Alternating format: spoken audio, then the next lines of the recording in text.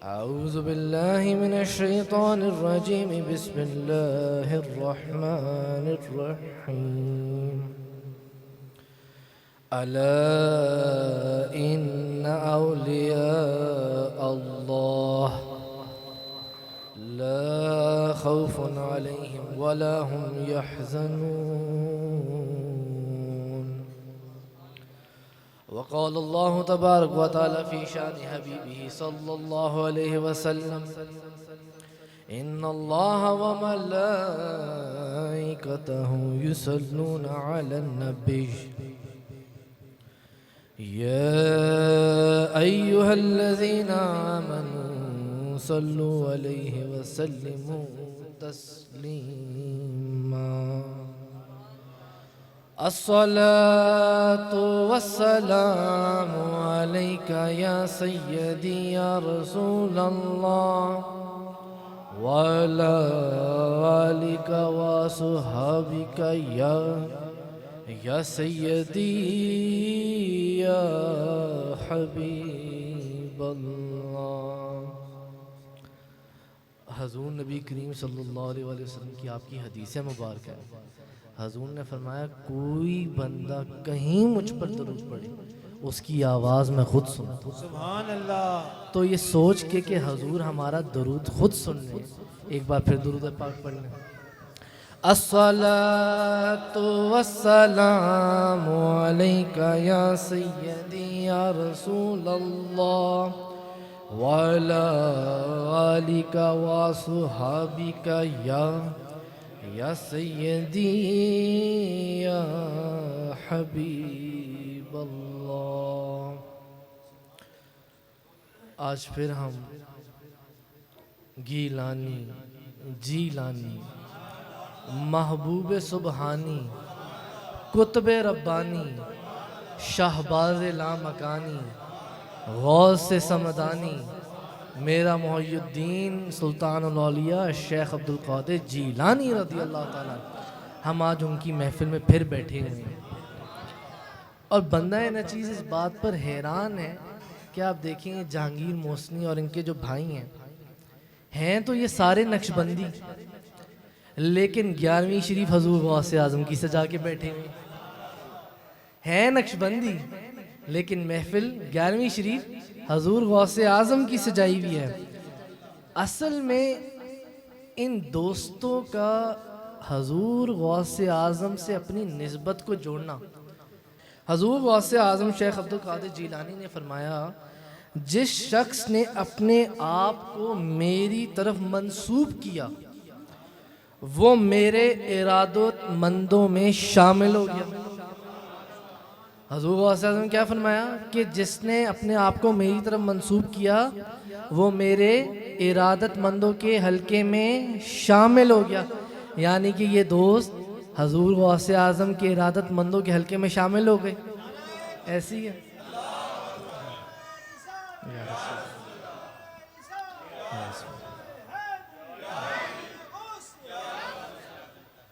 آگے حضور غوث اعظم نے فرمایا، آپ نے فرمایا ایسا شخص میرے اصحاب اور میرے مریدین میں سے ہے، اللہ تعالیٰ ان کو قبول کرتے ہوئے اپنی رحمت ان پر نازل فرمائے. یعنی حضور غوث اعظم نے فرمایا جنہوں نے اپنے آپ کو میرے سے منسوب کیا وہ میرے ارادت مندوں کے حلقے میں ہیں. تو یہ حضور غوث اعظم کے ارادت مندوں کے حلقے میں بھی ہیں، حضور غوث اعظم کے اصحاب اور مریدین میں سے ہیں. اللہ تعالیٰ ان کو قبول فرماتے ہوئے ان پر اپنی رحمت نازل فرماتے. ویسے بھی حضور نبی کریم صلی اللہ علیہ وسلم تاجدار دو جہاں شاہ سوار لامکاں مالک زمین و آسمان روح کن فکاں حضور پر نور شافی یوم النشور حبیب رب غفور احمد مشتبہ حضرت محمد مصطفیٰ آپ صلی اللہ علیہ وسلم کا فرمان ہے جس کا مفہوم یہ ہے. حضور نے فرمایا جس کو جس سے محبت ہوگی قیامت والے دن وہ اسی کے ساتھ ہوگا. ویسے اس کے اعمال نہ بھی ہوں، اگر اس کو کسی سے محبت ہے تو وہ اس کے ساتھ قیامت والے دن اسی کے ساتھ موجود ہوگا، اسی کے ٹھکانے پر موجود ہوگا. اب ہیں تو یہ نقشبندی، مگر جیسے ان کی محبت ہے حضور غوث اعظم سے، انشاءاللہ جہاں ان کے پیر و مرشد الشیخ محمد محسن منور یوسفی ہوں گے، انہی کے ساتھ ساتھ یہ حضور غوث اعظم کے ساتھ بھی ہوں گے۔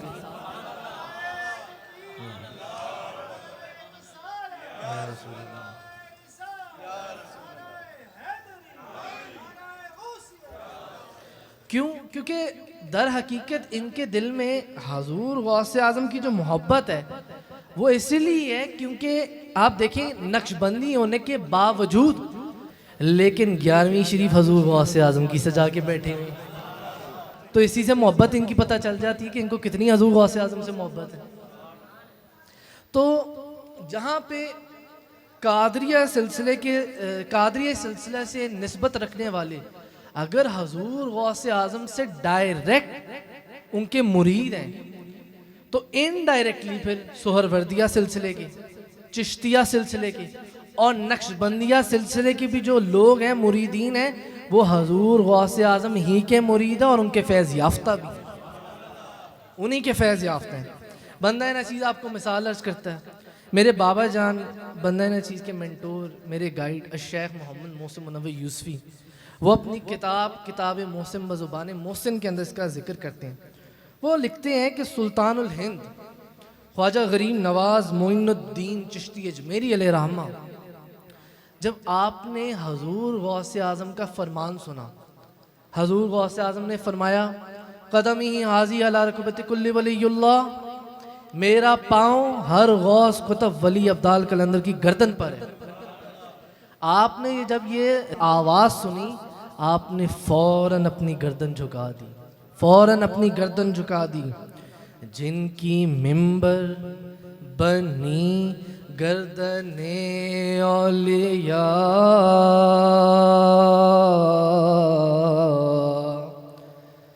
جن کی ممبر بنی گردن اولیاء،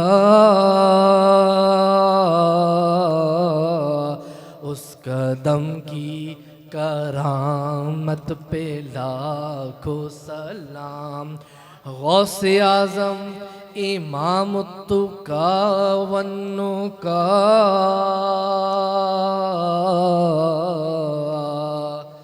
جلوائے شان قدرت پہ لاکھوں سلام، جلوائے شان قدرت پہ لاکھوں سلام۔ تو جب آپ نے حضور غوث اعظم کی بارگاہ میں تقریباً 57 دن آپ نے گزار لیے نا، اب آپ نے ایک خواہش کا اظہار کیا کہ حضور غوث اعظم جو عراق کی ولایت ہے وہ آپ کو عطا فرما۔ آپ نے حضور غوث اعظم کی جب بارگاہ میں اس خواہش کا اظہار کیا تو حضور غوث اعظم فرمانے لگے معین الدین، ہم عراق کی ولایت شہاب الدین سہروردی کو دے چکے ہیں، آپ ہندوستان کی ولایت لے لیں، آپ ہندوستان کی ولایت لے لیں۔ آپ دیکھیں جہاں سے موضوع شروع ہوتا ہے کہ سلسلہ کوئی بھی ہو فیض حضور غوث اعظم ہی کا چلتا ہے، حضور غوث اعظم ہی کا ہے، چاہے وہ چشتیہ سلسلہ ہے، چاہے وہ نقش بندیہ سلسلہ ہے، چاہے وہ قادریہ سلسلہ ہے یا سہروردیہ سلسلہ ہے۔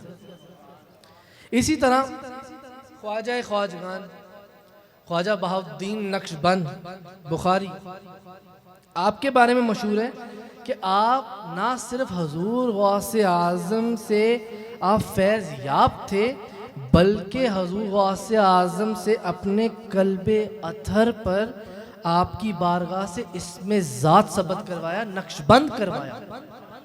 آپ کا نقش بند کیوں نام مشہور ہوا؟ اے دستگیر عالم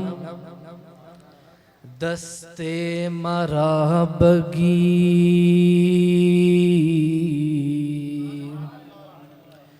اے دستگیر عالم دست مرابگی، آپ تو سارے جہان کا ہاتھ پکڑنے والے ہیں حضرت، صرف قادری نہیں، نقش بندی نہیں، سہروردی نہیں، چشتی نہیں، یوسفی نہیں، رضوی نہیں، فریدی نہیں، صابری نہیں، بلکہ محسنی بھی آپ کے فیض یافتہ ہیں۔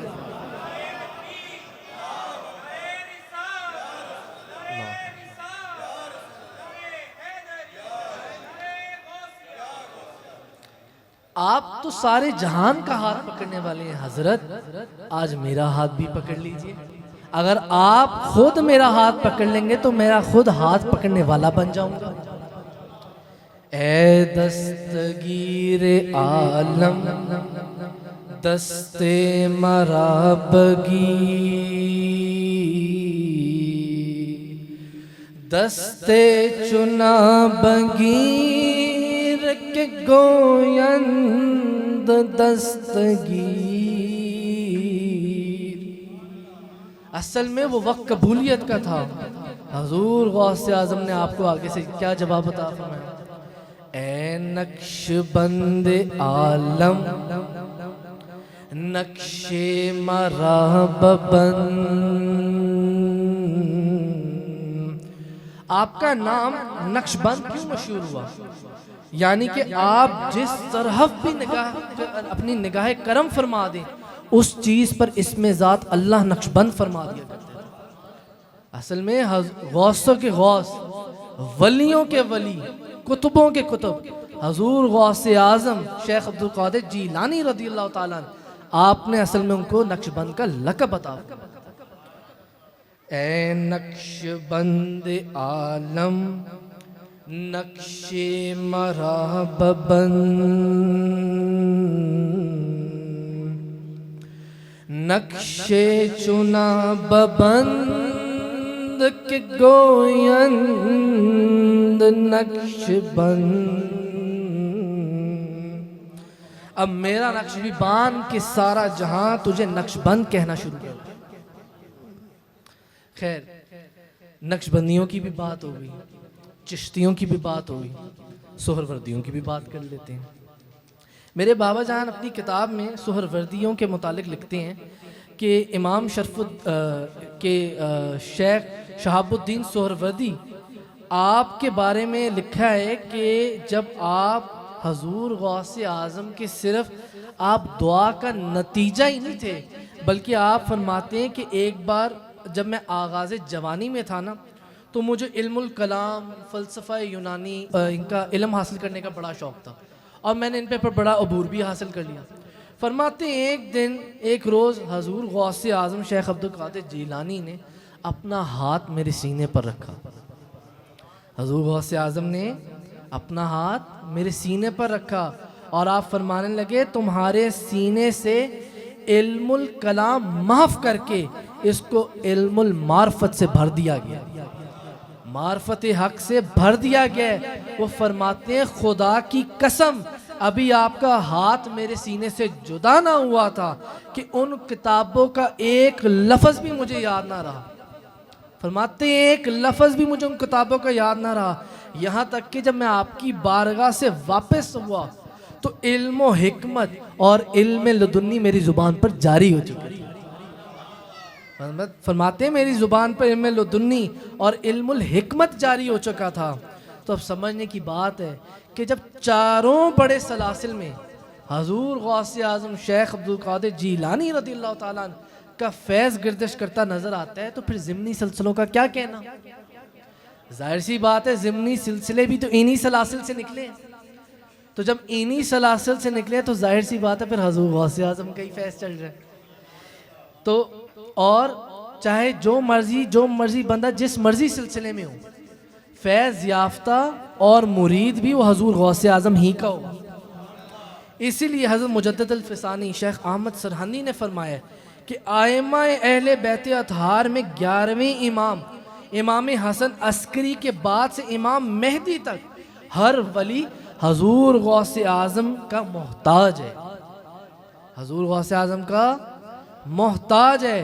اسی لیے حضور غوث اعظم نے اپنے قصیدہ غوثیہ میں فرمایا شربتم فضلتی من بعد سکری ولا نلتم علوی واتصالی، میرے مست ہونے کے بعد تم نے میرے پیمانے میں بچی شراب پی لی لیکن پھر بھی میرے بلند مرتبے کو نہ پا سکے۔